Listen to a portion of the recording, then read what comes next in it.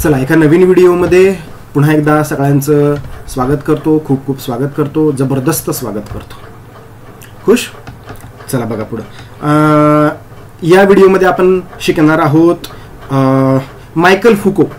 Okay, आता त्यांचं नाव मराठीमध्ये दिलंय मायकल फुको. त्यांचं नाव आपण असं पण वाचू शकतो, मिशेल फुको, मिशेल फोकॉल्ट, मायकेल फोकॉल्ट.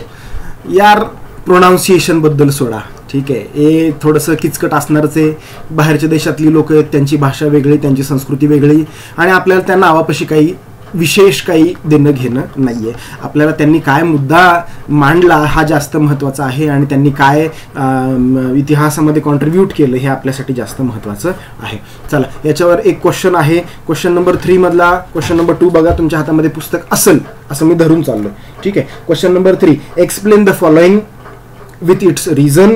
कारण दाखवा, कारण द्या, हे तिथं दिलेलं आहे. त्यातला सेकंड क्वेश्चन काय आहे बघा, फोकॉल्ट किंवा फुको कॉल्ड हिज मेथड, म्हणजे त्यांनी त्यांची जी मेथड त्यांनी दिली त्याला ते काय म्हटले, द आर्किओलॉजी ऑफ नॉलेज. हे असं का म्हटले ह्याच्याबद्दल आपण याच्यामध्ये शिकायचं आहे, ठीक आहे. ओके, सगळं सेट आहे ना व्यवस्थित? ठीक आहे. चला बघा, आता मी तुम्हाला चला परत एकदा सांगतो, SST in Marathi by Suhas sir या यूट्यूब चॅनलमध्ये मी सगळ्यांचं स्वागत करतो.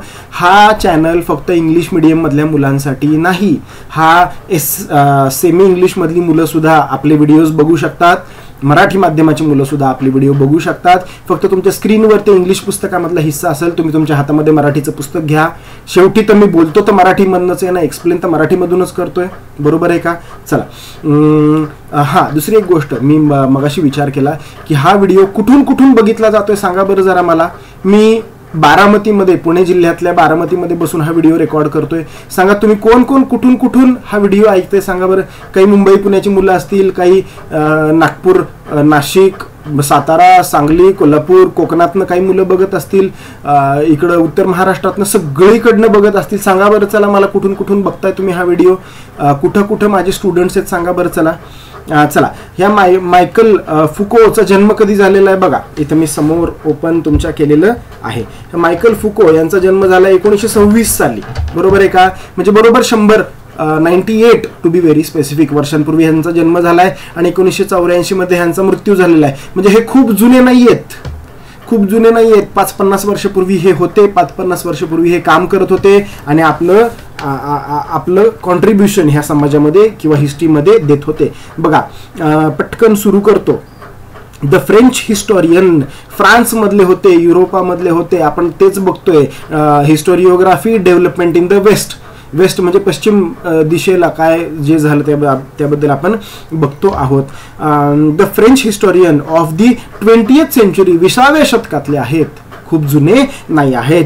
मायकल फुको बॉट फोर्थ, म्हणजे त्यांनी एक विचार मांडला, पुढे आणला, a new concept of historiography. एक नवीनच विचार त्यांनी पुढे आणला.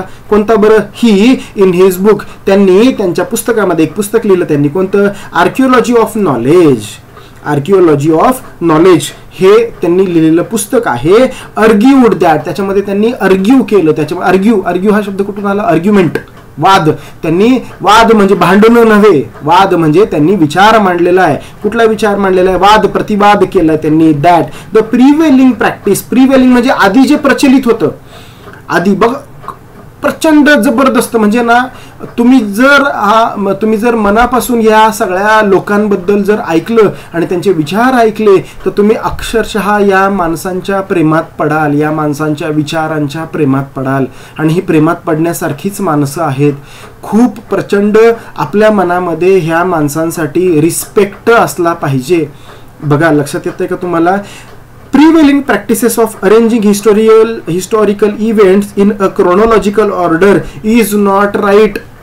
बघा बरं का, हे काय म्हणतायत बघा. मी तुम्हाला याच्या आधीच्या एका व्हिडिओमध्ये हे शिकवलेलं की क्रोनॉलॉजी म्हणजे काय. क्रोनॉलॉजी म्हणजे काय? कालानुक्रमानुसार घटनांचा तक्ता. मी तुम्हाला एक खूप साधं एक सिंपल उदाहरण दिलं होतं. जर तुम्ही पहिल्यांदा हा व्हिडिओ बघत असाल आणि आधीचा व्हिडिओ बघितलेला नसेल तर तुम्ही तो जाऊन अवश्य बघा, ठीक आहे. क्रोनॉलॉजी म्हणजे काय की कालानुक्रमानुसार, म्हणजे काय झालं, मी नेहमी एक माझं आवडीचं उदाहरण देतो. रामायणातलं आपल्या सगळ्यांचं फेवरेट कॅरेक्टर राम, त्याचं एक्झाम्पल मी तुम्हाला देतो. काय? हे बघा, सगळ्यात आधी काय झालं? आधी रामाचा जन्म झाला. मग तो लहानाचा मोठा झाला, त्याचं शिक्षण झालं, मग त्याचं लग्न झालं, मग लग्न झाल्यानंतर त्याला वनवास झाला, मग ते वनवासात गेले, मग त्याच्यानंतर सीतेचं अपहरण झालं आणि सीतेचं अपहरण केल्यामुळे रामानं रावणासोबत युद्ध केलं, मारलं, सीतेला परत आलं. ह्या घटना कालानुक्रमानुसार घडल्यात ना, का त्याचं लग्न आधी झालं नंतर त्याचा जन्म झाला? असं होऊ शकतं का? नाही. तर आधीचे हिस्टोरियन काय म्हणायचे किंवा आधीचे इतिहासकार हे म्हणायचे की अरे तुम्ही कालानुक्रमानुसार जा, जी गोष्ट पहिली झाली त्याचा पहिले अभ्यास करा, नंतर जी गोष्ट झाली त्याचा नंतर अभ्यास करा.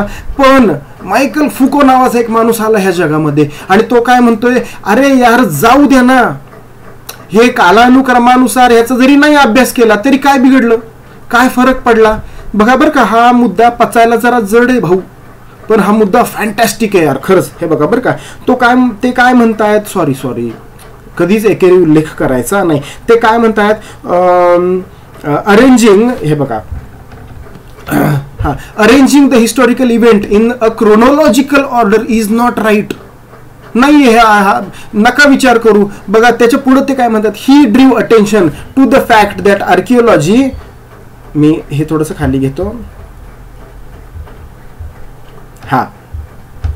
he drew attention to the fact that archaeology does not strive to reach the ultimate historical truth but attempts to explain various transitions in the past. हे बघा, in the past तुम्ही एक गोष्ट लक्षात घ्या, अल्टिमेट ट्रूथ आपल्याला शोधायची गरज नाही आणि आपल्याला ते मिळूही शकत नाही, कारण की ही हिस्ट्री आहे का नाही, हे अर्धमुर्धच आहे. आपल्याला सगळ्या गोष्टींचे पुरावे सापडलेले आहेत का? नाही सापडलेले आहेत आपल्याला गोष्टींचे पुरावे. बघा बरं का, म्हणजे ह्यांचं काय म्हणणं आहे, साध्या एका एक्झाम्पल मधून मी तुम्हाला हे एक्सप्लेन करायचा प्रयत्न करतो, बघा तुम्हाला पटतंय का. छत्रपती शिवाजी महाराजांनी आधी अफजल खानाला मारलं का आधी सिद्धीच्या तावडीतून ते पन्हाळ्यावरून सुटले? इथली कुठली गोष्ट महत्वाची, हे आधी कुठलं झालं हे महत्वाचं आहे का तो प्रसंग महत्वाचा आहे? अफजल खानाला आधी मारलं का नंतर मारलं, काय फरक पडतो? मारलं ना, बरोबर आहे का. सिद्धीचा वेढा आधी फोडला का नंतर फोडला? आग्र्याला आधी गेले होते का अफजल खानाला आधी मारलं का सिंधुदुर्ग आधी बांधला? काय फरक पडतो?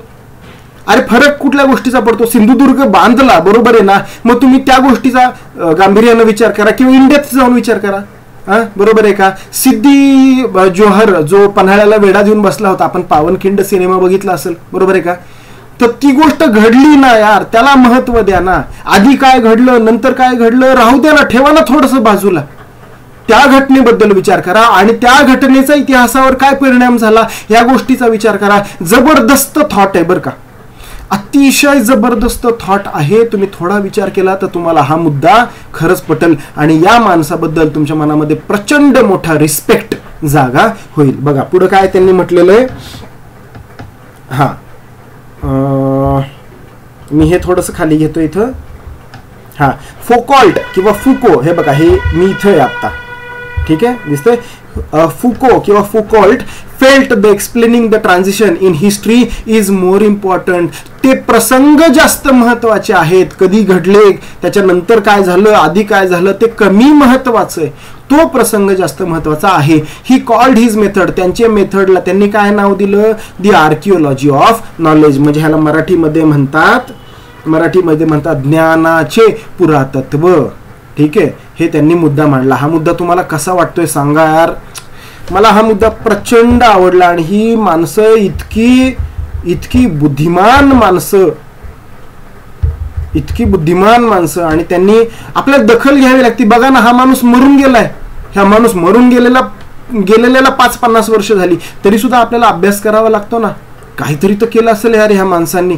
बघा, फोकॉल्ट किंवा फुको subjected the so far acknowledged areas by historians such as psychological disorder. म्हणजे त्यांनी काय केलं, अनएक्नॉलेज्ड म्हणजे न स्वीकारलेले, म्हणजे त्या गोष्टींकडं आजपर्यंत म्हणजे तोपर्यंत इतिहासकारांनी जास्त लक्ष दिलेलं नव्हतं. त्या गोष्टींकडं या माणसानं लक्ष दिलं. काहीशे म्हणजे आपण म्हणतो अंडररेटेड राहिलेले सब्जेक्ट, काहीशे दुर्लक्षित सब्जेक्ट कडे या माणसांनी लक्ष वेधलेले. कोणते? सच ॲज सायकोलॉजिकल डिसऑर्डर, मनोविकृती. मनोविकृती ह्यांच्याकडं त्यांनी लक्ष वेधलेलं आहे. त्याच्यानंतर सायन्स ऑफ मेडिसिन, सायन्स म्हणजे काय, शास्त्र, मेडिसिन म्हणजे औषधांचं शास्त्र, त्याच्याकडे सुद्धा त्यांनी लक्ष वेधलं. त्याच्यानंतर काय, प्रिझन ऍडमिनिस्ट्रेशन, प्रिझन म्हणजे जेल, तुरुंग, ऍडमिनिस्ट्रेशन म्हणजे काय, व्यवस्था, तुरुंगाची व्यवस्था कशी होती, काय होती, ह्या अनुषंगानं सुद्धा इतिहासाचं तुम्ही लेखन करा, इतिहासाचा विचार करा. नाही, खरंच ग्रेटच आहेत बरं का, हे सगळे विचार खूप ग्रेट आहेत. एक्सेट्रा टू हिस्टॉरिकल अनालिसिस, तुम्ही इतिहासाचा अभ्यास करताना या सगळ्या गोष्टींचा अभ्यास करा. जबरदस्त माणूस, वन ऑफ माय फेवरेट्स. ठीक आहे, चला पुढचा काय आलेलं आहे, हा लास्ट पॅरेग्राफ आहे या लेसनचा आणि इथं हा लेसन आपला संपतोय. द स्कोप ऑफ हिस्टोरिओ, स्कोप म्हणजे काय, व्याप्ती, किती मोठी व्याप्ती आहे, किती मोठा स्कोप आहे हिस्टोरिओग्राफीला. केप्ट कंटिन्युअसली एक्सपांडिंग, हे कंटिन्यू एक्सपांड होत चाललंय. आता माणसं खूप वेगवेगळ्या नजरेतनं इतिहास बघत आहेत. तिथं काय लिहिलंय बघा, writing of histories of various subjects like literature.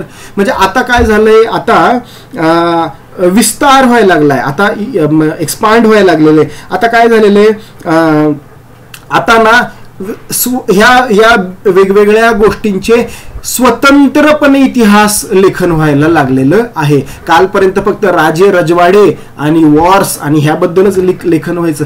आता कोणत्या कोणत्या गोष्टींचं लेखन व्हायला लागले बघा, writing of histories of various subjects like literature. Literature म्हणजे काय, लिटरेचर म्हणजे साहित्य. त्याच्यानंतर पुढे बघा काय, आर्किटेक्चर. आर्किटेक्चर म्हणजे जुने पुराणे किल्ले, बिल्डिंग्स, हे सगळं ना, ह्याचा वेगवेगळा इतिहास लिहायला आपण सुरुवात केलेली आहे. त्याच्यानंतर काय, स्कल्पचर्स, मूर्तीशास्त्र. तुम्ही बघा, तुम्ही एक खूप तुम्ही हा मुद्दा माझा या मुद्द्याकडं अतिशय गांभीर्यानं बघा. आपण काय करतो, मंदिरामध्ये जातो, मंदिरामध्ये देवाच्या पाया पडतो, निघून येतो. अरे नाही नाही नाही, अजिबात नाही, एकदम साफ चुकीचं आहे. तुम्ही मंदिरामध्ये कोणत्या कोणत्या मूर्ती आहेत ना, त्या मूर्तींचा अभ्यास करा, त्या मूर्त्या बघा तरी.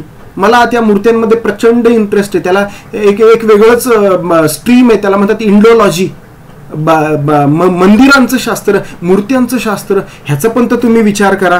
राईट, अजून काय काय विचार करायचा आहे, स्कल्पचर झालं, ड्रॉइंग, चित्र, पेंटिंग्स, याचा तुम्ही विचार करा. म्युझिक बद्दल इतिहास लिहायला सुरुवात झालेली आहे. म्हणजे आजकालचं म्युझिक कसं होतं, 100 वर्षापूर्वी, 500 वर्षापूर्वी, 1000 वर्षापूर्वी म्युझिक काय होतं, ह्याचा स्वतंत्र इतिहास लिहायला आता सुरुवात झालेली आहे. पुढे बघा काय झालेलं आहे, डान्स, ड्रामा, एक minute, dance, drama, films and television, ह्या सगळ्यांचा इतिहास लिहायला सुरुवात झालेली आहे. अरे किती महत्वाची गोष्ट आहे. ह्याच्या म्हणजे आपण अजून खोलात चाललोय. तुम्हाला लक्षात येत आहे का, मुद्दा लक्षात येतोय का, की आपण अजून खोलात, अजून डीप मध्ये चाललोय. आणि आपण जेवढे डीप मध्ये जातो का नाही, तेवढी जास्त मजा येते. जेवढं जास्त खोलामध्ये एखाद्या गोष्टीचा अभ्यास करतो ना, तेवढं आपण त्याच्या जास्त प्रेमात पडतो, तेवढा त्याच्याबद्दल आपल्या मनामध्ये जास्त रिस्पेक्ट तयार होतो. Films and television etcetera came into practices. ह्या गोष्टींचा इतिहास आता आपण लिहायला सुरुवात केलेला आहे. आणि हे सगळं फार अमेझिंग आहे. इतिहासामध्ये कुणाकुणाला विशेष इंटरेस्ट आहे, मला जरा कमेंट्समध्ये सांगा बरं मुलांनो.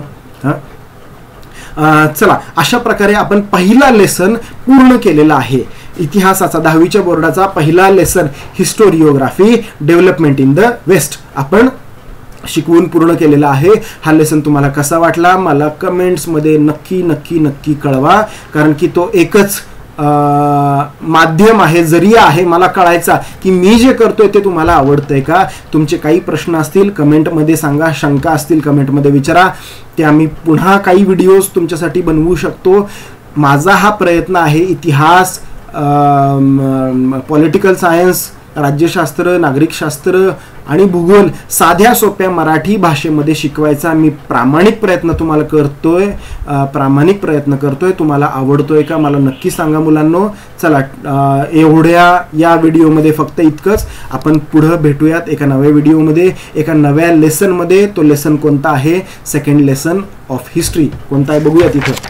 Historiography Indian tradition. ओके, ह्याच्यामध्ये आपण पुन्हा एकदा भेटूयात. चला, या व्हिडिओमध्ये एवढंच. Tata, bye bye, see you in the next video.